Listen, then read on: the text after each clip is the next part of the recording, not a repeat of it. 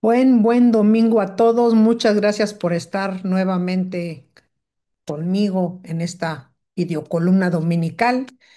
En este caso, la del 21 de diciembre es la penúltima de este 2025 y les agradezco como siempre no solamente su confianza, su pasión en estos temas, sus comentarios, sus likes, por supuesto que son muy importantes, sino la difusión que hagamos sobre estos temas que para mí forman parte de las mejores prácticas. Informar, eh, prevenir, todo lo que podamos hacer para nuestro entorno siempre será bienvenido en un mundo que lucha contra la corrupción.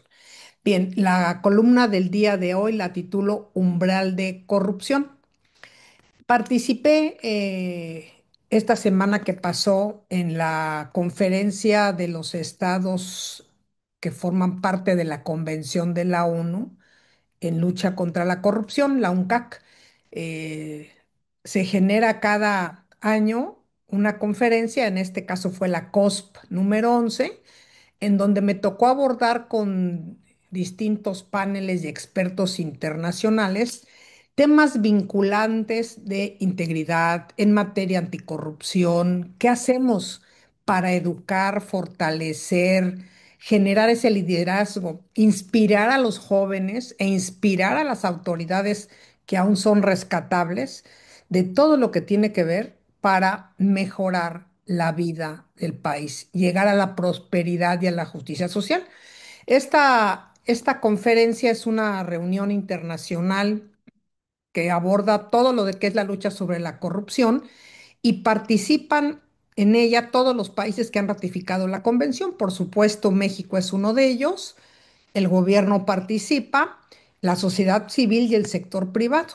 Tuve el gusto de saludar a varios colegas del sector privado de países de Latinoamérica que fíjense, están más enterados y más preocupados por la corrupción de la que leen, saben, conocen, porque forman parte de de estas instituciones privadas que se dedican no solamente a la lucha contra la corrupción, sino a realizar investigaciones periodísticas, a vincularse con sectores privados para prevenir y combatirla en todos sus niveles.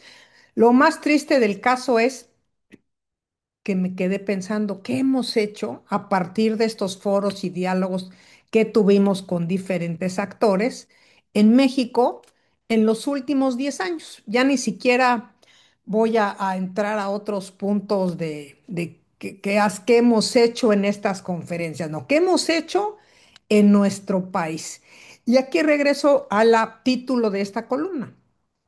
Umbral de corrupción. El umbral es un concepto que describe el punto de partida o el punto a partir del cual la corrupción dejó de percibirse por una sociedad, en este caso, como excepcional y comienza a ser vista como normal, tolerable o inevitable dentro del sector, de una sociedad, del sector privado, de las instituciones, de los ciudadanos.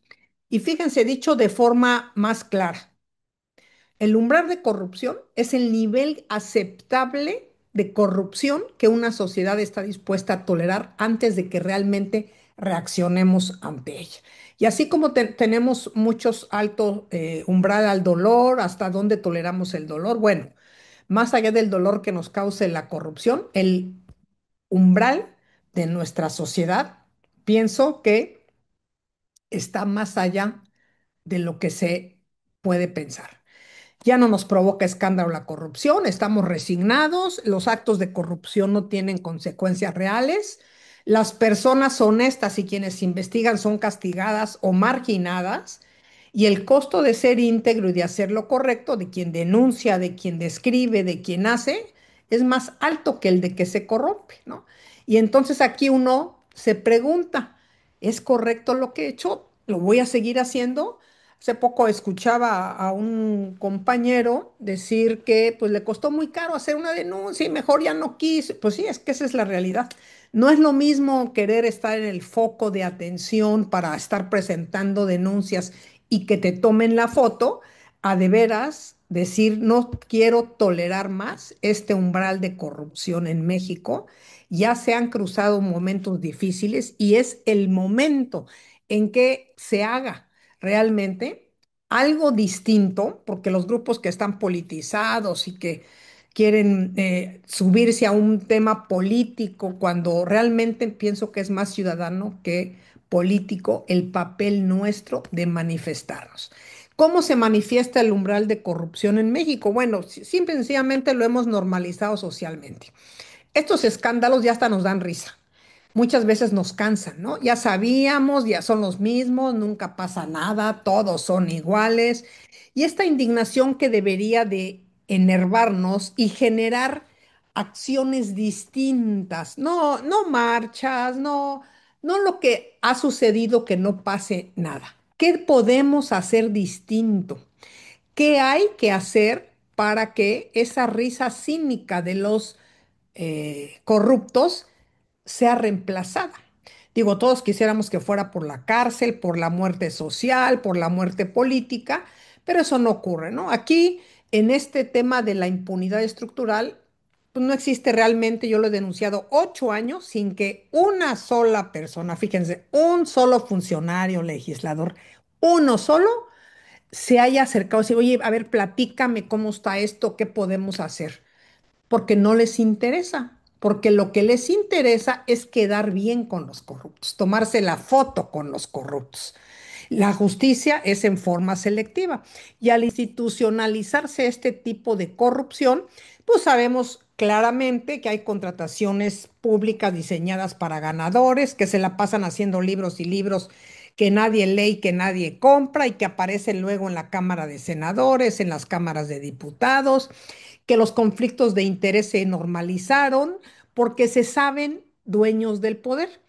Los órganos anticorrupción, absolutamente no solamente más que capturados, yo diría que están muy contentos todos simulando porque todos ganan.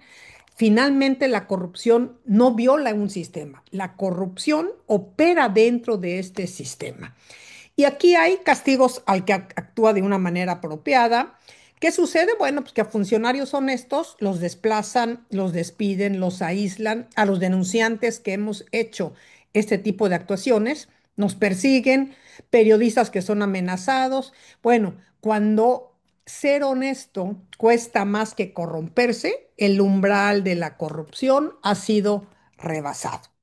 Pero entonces, a partir de estas reflexiones que hice con el grupo, con los distintos grupos de expertos, en el que tenemos todos los países diagnósticos claros. O sea, generar y volver a hacer para ver, no, qué hace, no, es manos a la obra. ¿Qué nos han enseñado? Y yo me puse a pensar en México, los últimos 10 años en México. ¿Qué nos han mostrado en el tema anticorrupción? Bueno, pues que no faltan leyes que sancionan la corrupción, pero que no hay instituciones sólidas ni fuertes y que en cualquier momento una institución, por más sólida que sea, si quien la encabeza es alguien corrupto, simplemente esa institución es inservible.